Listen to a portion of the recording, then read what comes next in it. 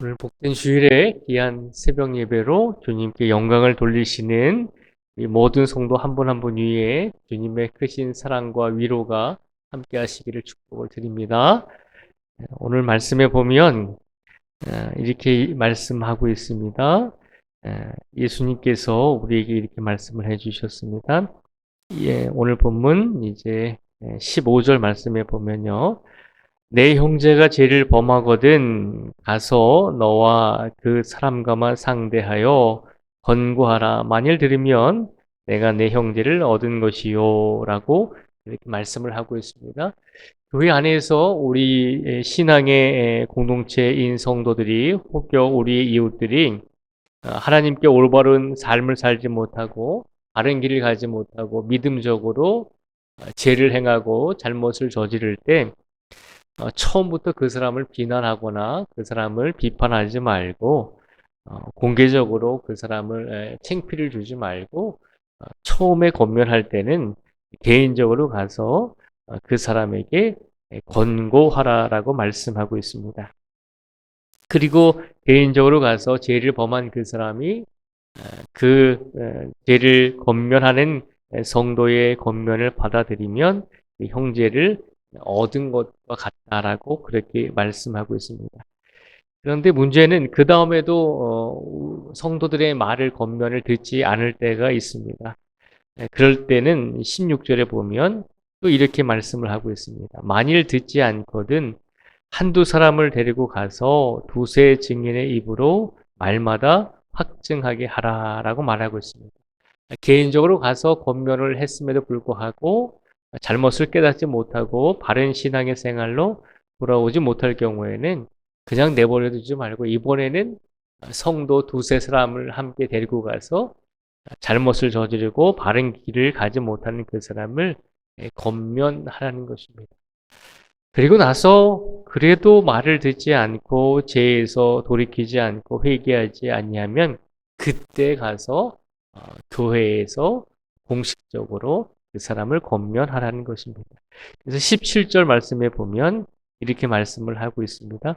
만일 그들의 말도 듣지 않거든 교회에 말하고 교회의 말도 듣지 않거든 이방인과 세리와 같이 여기라 라고 말하고 있습니다.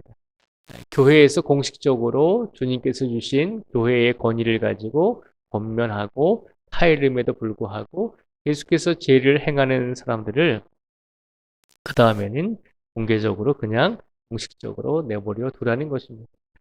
오늘 말씀에 보면 하나님 앞에서 죄를 범했을 때 하나님 앞에서 바른 길을 걸어가지 못하고 있는 우리의 이웃들을 혹여 우리가 만날 때 처음부터 그들을 비판하거나 비난하지 말라라고 말씀하고 계십니다.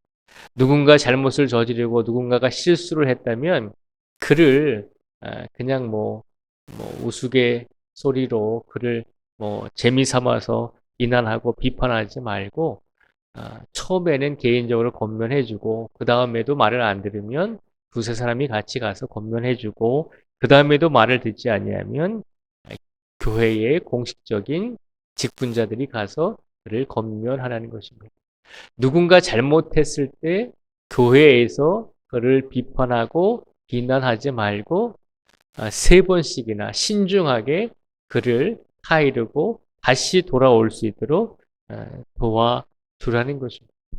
그러니까 죄인들에 대해서 예수님께서 말씀을 하고 계시죠. 아무리 죄를 짓고 아무리 교회 안에서 악을 행했다 할지라도 그냥 처음부터 그들을 비난하지 말라는 것입니다. 그들에게 적어도 세 번씩은 기회를 주라는 것입니다. 신중하게 악을 행하고 죄를 행하고 잘못을 저지른 신앙 공동체의 일원이 있다면 신중하게 그들을 권면해 주라는 것입니다. 예수님의 이 말씀은 잘못을 저지르고 악을 행한 사람을 그냥 처음부터 비난하지 말고 신중하게 그를 도와주고 그에게 기회를 줄 수 있도록 최선을 다하라는 것입니다. 그러면서 예수님께서 뭐라고 말씀하시냐면요. 18절부터 20절까지 말씀해 보면 이렇게 말씀하고 있습니다.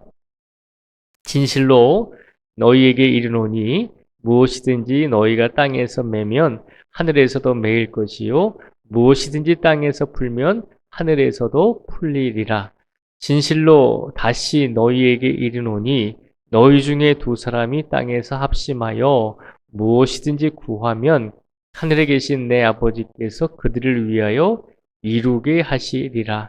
두세 사람이 내 이름으로 모인 곳에는 나도 그들 중에 있느니라. 아멘. 18절에서 20절까지 말씀해 보면 교회 안에서 두세 사람이 모여서 합심해서 기도하면 하나님께서 우리의 기도를 들어주시고 우리가 기도하는 가운데 함께 머물러 주시겠다라고 약속을 하고 있는 것입니다.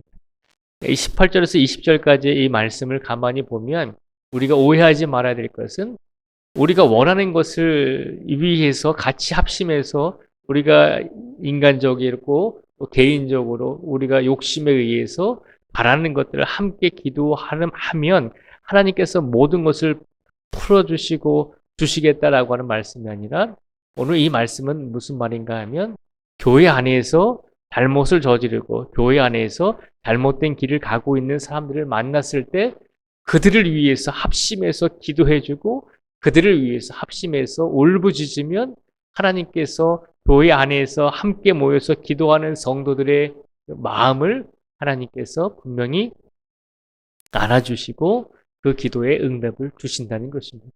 그러니까 죄인들을 향해서 이렇게 기도하고 간절하게 간구하는 이 성도들의 기도를 하나님께서 외면하지 아니하신다는 것입니다.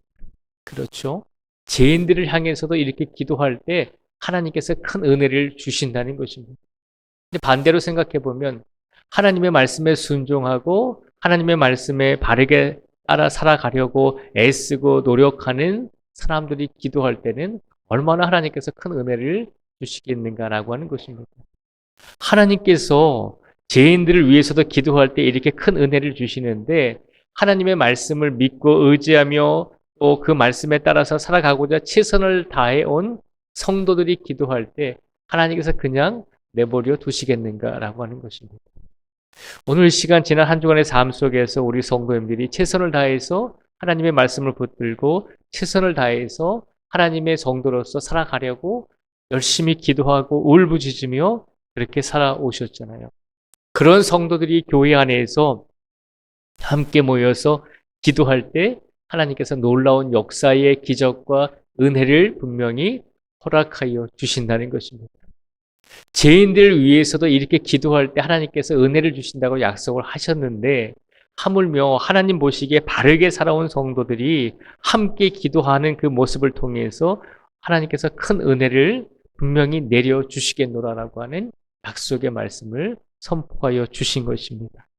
오늘 이 시간 하나님께서 우리에게 이 말씀을 주신 이유가 무엇일까라고 생각을 해보게 됩니다. 때로는 한 주간의 삶 속에서 우리가 하나님을 잊어버리고 때로는 하나님을 기억하지 못하고 우리 마음대로 살아온 적도 분명히 있을 것입니다. 그러나 그런 삶을 살았다 할지라도 분명히 하나님께서는 우리에게 은혜를 주시고 우리를 위해서 함께 기도하는 성도들의 기도를 들으시고 우리에게 하나님께서 분명히 용서의 은혜와 기회를 다시 한번 주신다는 약속을 선포하고 있는 것입니다.